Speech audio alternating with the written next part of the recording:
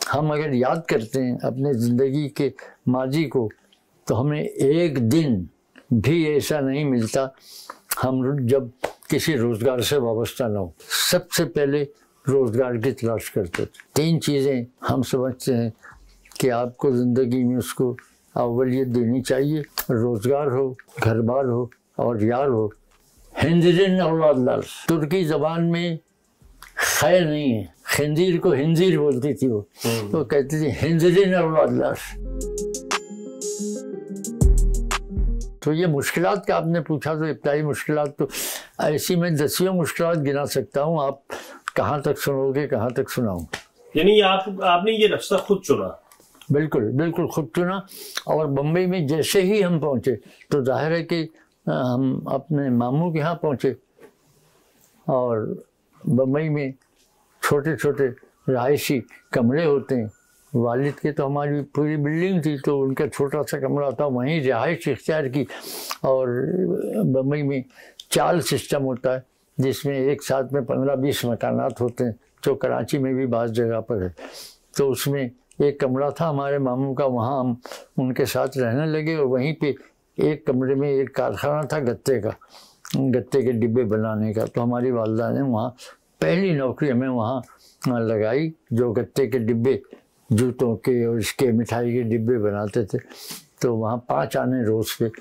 ہم 2 بھائی تھے، جو باقی 2 بھائی چھوٹے تھے اور 2 بہنیں تھیں. تو وہ ہماری والدہ نے تو پہلی نوکری سروس کی ابتدا ہم نے وہاں سے کی.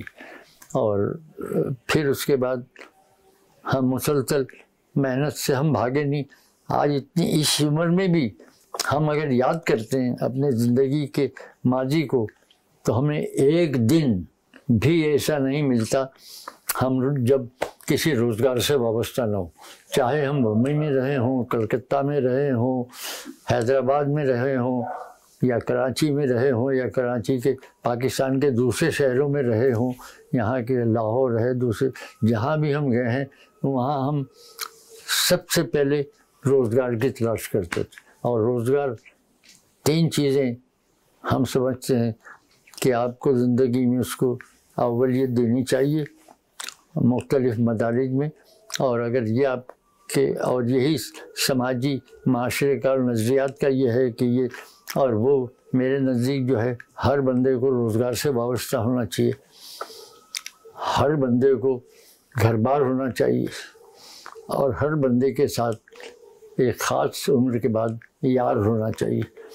روزگار ہو، گھر بار ہو اور یار ہو، آپ کی زندگی میں آسودگی ہے. اسی کے حصول کے لیے جو عام آدمیوں کو حاصل نہیں ہے، سوویت یونین کی بھی یہی کوشش تھی، کمیونسٹوں کی بھی یہی کوشش ہے، جو فلاحی ریاستیں ان کی بھی یہی کوشش ہے کہ ہر بندے کو روزگار ہو، گھر بار ہو اور یار ہو.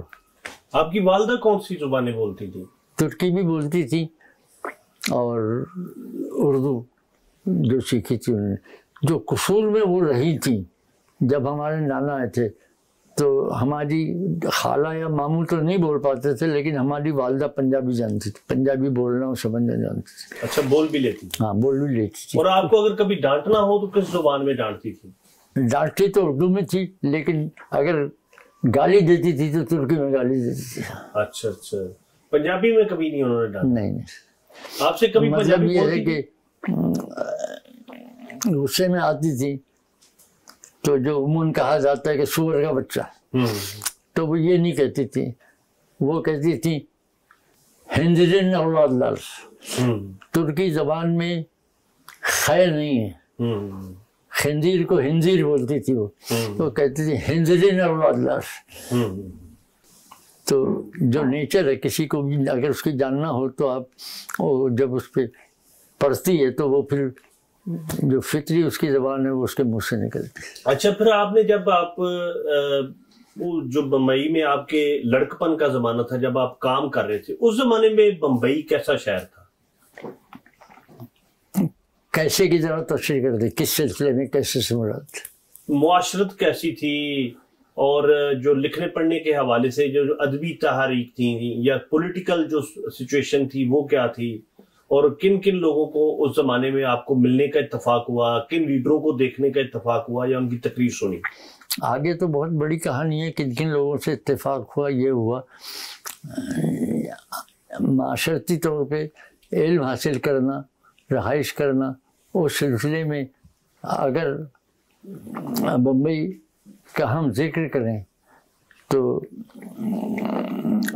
ہم اکثر اپنے بچوں سے کہتے ہیں, یا ہم یہاں آئے تھے کراچی میں تو اپنے دوستوں نے ہم سے پوچھا تھا کہ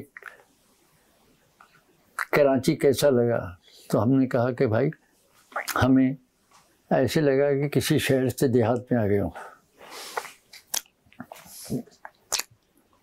بمبئی میں وہ ساری سول سوسائٹی کی انتہائی ضرورتی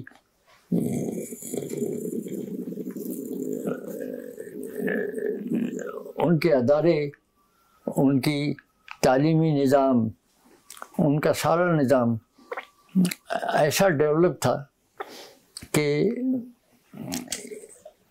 وہ اب بھی وہ شہری سول سوسائٹی کا ڈیولپ بمبئی کو انگریزوں نے ایسے کیا تھا جو انہوں نے 300-400 سال کی انڈسٹریل ڈیولپمنٹ میں لندن کو یا اس کو حاصل کیا تھا. بمبئی میں ایک میونسپل کمیٹی تھی تعلیم کا, آپ ہماری حوالے سے معلوم کرتے ہیں. تو ہم جو اسکول میں داخل ہوئے تو ہر علاقے میں جو آباد تھی اسی زبان میں اس کا اسکول تھا. ہمارے چونکہ مسلمانوں کا علاقہ تھا تو اردو زبان میں ہمارے والد نے ہم کو داخل کیا تھا, جو پرائمری اور یہ ہم نے حاصل کی یہاں سے. لیکن والد کی زبان گجراتی تھی, کاروباری زبان گجراتی تھی, اور گجراتی زبان کے لوگ اپنا کھاتا, اپنا حساب کتاب گجراتی زبان ہی میں لکھتے ہیں, اور ان کے ہندسے بھی 1 2 3 یہ بھی گجراتی میں ان کا وہ ہوتا ہے. تو وہ ہمارے والد نے ہمیں سکھانے کے لیے بمبئی کی میونسپل کمیٹیوں کی طرف سے یہ تھا کہ کسی اسکول میں اگر 10 طالب علم کی کوئی اور زبان کی بھی تعلیم حاصل کرنا چاہتے ہیں تو ایک ماسٹر اس کے لیے مقرر کر دیتے تھے. تو اسکول کے دن کے ٹائم کے بعد میں اس کی کلاسیں ہوتی تھی, تو وہاں ہمارے والد نے ہمیں گجراتی زبان سکھانے کے لیے داخل کیا تھا, اور گجراتی زبان ہم نے یوں سیکھی. تو بمبئی کو جو ہم نے دیکھا وہ ایک بھرپور سول سوسائٹی کا تربیت یافتہ شہر دیکھا. مطلب جس محلے میں ہم نے آنکھ کھولی تو اس سے ہم جب باہر نکلتے تھے تو ساتھ ہی میں ایک بہت بڑا ہاسپٹل تھا, جے ہاسپٹل کے نام سے, وہ وہاں فری علاج تھا. ہمیں جب بھی کچھ ہوتا تھا, کہیں شیشہ لگ گیا یا یہ ہو گیا یا کوئی پھوڑا نکل آیا, تو والدہ ہمیں لے کے جاتی تھی اور وہاں فوراً علاج ہوتا تھا, اور وہاں نرسیں جو ہے بالکل بہترین ٹریٹمنٹ کرتی تھی اور 1 پیسہ دینا نہیں پڑتا تھا. تعلیم حاصل کرتے تھے وہاں 1 پیسہ ہمیں دینا نہیں پڑتا تھا. نائٹ اسکول میں گجراتی حاصل کرتے تھے وہاں 1 پیسہ ہمیں دینا نہیں پڑتا تھا. پھر سول سوسائٹی کے لیے جو دوسری لازمات ہیں, مطلب یہ ہے کہ اب بمبئی سے آپ تھوڑے محمد علی روڈ ہے مسلمانوں کا علاقہ, وہاں سے آپ جیسے ہی آگے بڑھتے چلے جائیں تو آپ کو ایک چیز, بمبئی کا اسٹیشن پہ آپ اتریں تو وکٹوریہ ٹرمینس کہلاتا ہے. وہ اتنا بڑا ریلوے اسٹیشن ہے جو جیسے لاہور کا ہمارے ایسا, اور بلکہ اس سے بھی بڑا. اس کے وکٹوریہ ٹرمینس ریلوے اسٹیشن کے ساتھ ہی سامنے